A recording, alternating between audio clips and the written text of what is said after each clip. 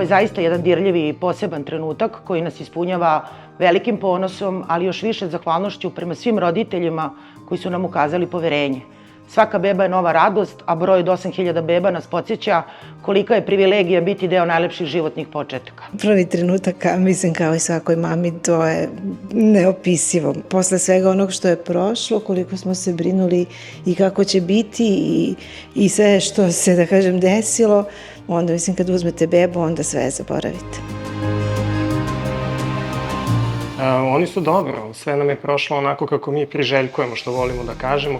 Mami je ovo treće dete, iz medicinskih indikacija urađen je carski rez, beba je dobila najviše ocene i to je kasnije i opravdala. Mama je bila sjajna, a naš tim je radio uobičajeno, koordinisano i ono što je najvažnije jeste da su i mama i beba dobro. Mama se lepo oporavlja nakon carskog reza, a beba je zdrava i napredna. Kada pogledamo unazad, razvoj je zaista impresivan. Od prvorođene bebe do danas značajno smo unapredili i medicinsku opremu i organizaciju rada, ali ono što je ostalo jeste naš fokus na bezbednost, stručnost i individualni pristup svakoj pacijentki.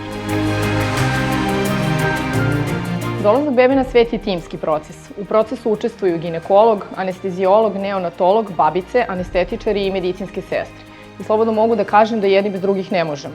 Upravo ta dobra koordinacija i stalna dostupnost tima u toku 24 sata dnevno daje sigurnost našim mamama.